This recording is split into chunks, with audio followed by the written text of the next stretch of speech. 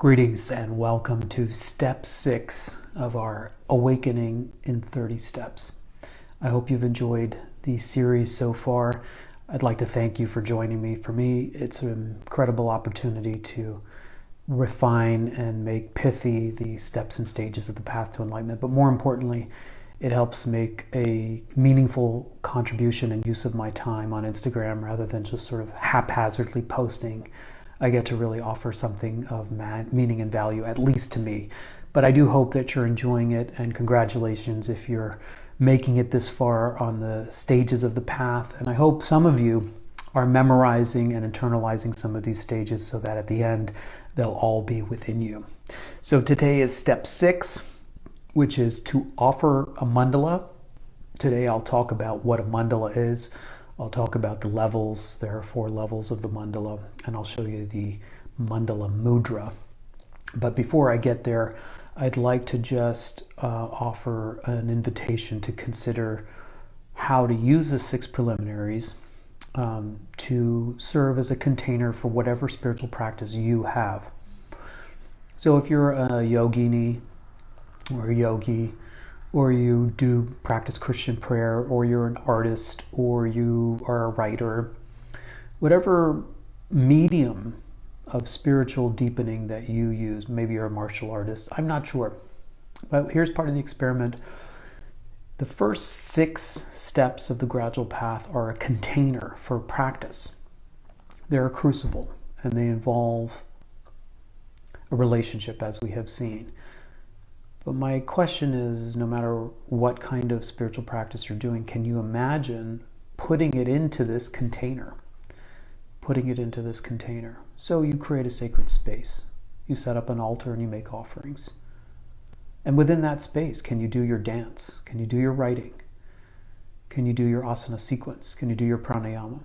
Then you sit down after your sequence or your writing, adjust your posture and your motivation.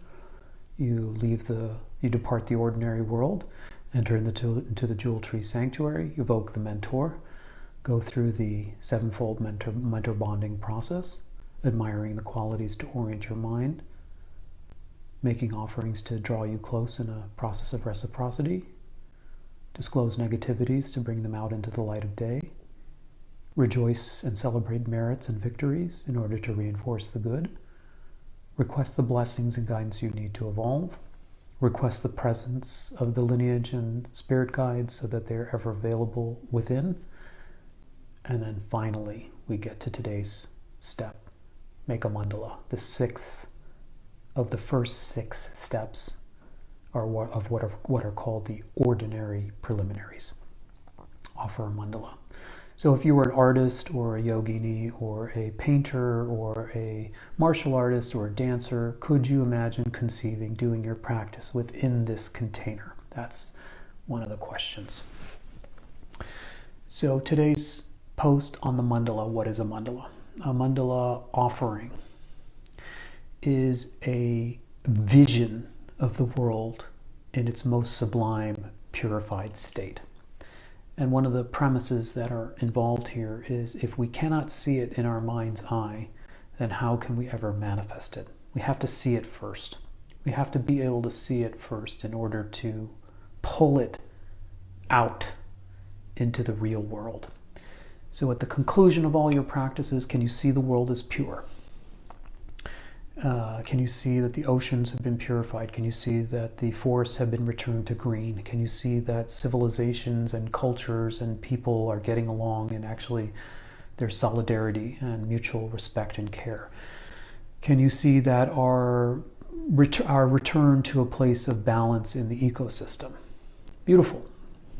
Imagine that. And then you will draw into that picture or that vision various levels or dimensions of offerings, which I'll go through in what are called 4 steps or 4 levels of the mandala offering. But then you don't just hold it, a vision of it, you actually imagine it in the palm of your hands, and that's very symbolic. Can you imagine a purified world in the palm of your hands? Because it is in the palm of our hands. It's up to us and the Buddhas to work together to create it, to manifest it. And so how do we enact that in the psychodrama? We first imagine it, then we put it in our hands, and then we offer it to the Buddhas and Bodhisattvas and spirit guides and angels, and we beseech them, please, please help me manifest this vision of the world. I offer this to you, help me manifest it. Okay, so now the Mandala Offering in a series of levels. But before I get there, one thing I also wanted to mention about the 6 preliminaries. One of the principles that I think is really key, because there's a lot of naysayers out there who sort of get uptight about this kind of work and say that we're just sort of playing fantasy. The mind is really, really powerful. And one actual evidence of this is that, especially as a psychologist working with people, if you've been traumatized, that's considered a real world event. It actually happened to you. But then if you don't heal and you get triggered, then you can relive the trauma, and it can have very detrimental real effects on your brain, nervous system, gut health, biology. It can create havoc, and it can destabilize your mind. It can lead to health and illness. So what we can deduce from that is that very powerful mental images can actually have real life effects. And so the principle at play here is that the brain doesn't know the difference between real and imagined. Think about that. And this is why a flight simulator for a fighter pilot works. It works on this principle. The brain doesn't know the difference between real and imagined. So when we're reliving trauma through mental images and memories, it's having real world effect on our brain. If that's true, then it's also true that we can cultivate virtues, positive states, build health by the same pathway, by the same virtue and merit. So the Mandala Offering is a powerful gesture for the mind to see a sublime world and to see us work together to create it. And it has 4 levels. The first level is to offer your sense delights. So a nice meal, beautiful smells, grandma's cookies, the sounds of the bird outside, beautiful images, flowers, things that uplift you, that delight your senses. Taste, touch, smell, hearing, sights. Offer them. Bring them into a crucible or container. They're going to comprise part of your Mandala Offering. The second level are your virtues, a little more subtle. But if you're doing good things, you'll notice that doing good things, just, even if the world doesn't reinforce this instantaneously, you'll feel good about them. When you do good, you feel good. Offer those experience, offer those merits. Draw them into your final Mandala Offering and let them be the brick and mortar of your Mandala Offering. The third level is your blisses. And whenever you hear bliss, you're immediately thinking subtle nervous system. Those of you that are following yoga know all about the subtle nervous system, the chakras, the winds, the drops. If you have mastery over those things, you can sustain bliss. You can access and sustain bliss.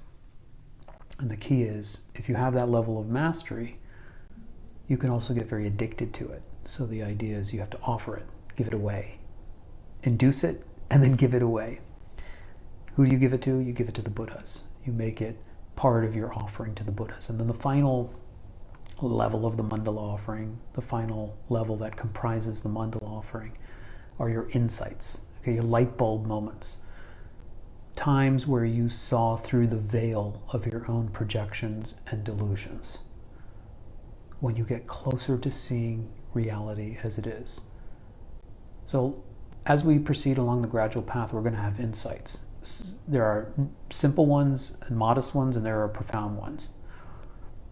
For example, when you really see impermanence, you really recognize that your hallucination are that things should last and then they don't, And then you have a light bulb moment. You're like, things don't last. I can't take this too seriously. I can't get too attached. You offer your insights. You draw those in along with your sense delights, along with your virtues, along with your blisses, your insights. These are the 4 levels of the Mandala Offering. Now here's the mandala gesture. What are you drawing them into? It's actually a hand gesture. Start like this. Bring your ring fingers together, back to back, so that they form a steeple. And then you'll cross your 2 fingers up front, and you'll cross your 2 fingers in the back.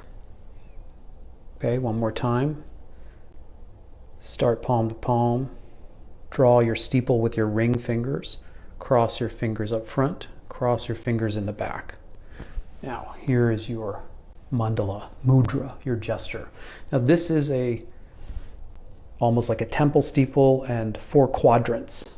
This is their way of the central axis mundi of the universe and surrounded by the 4 continents. In my mind, it also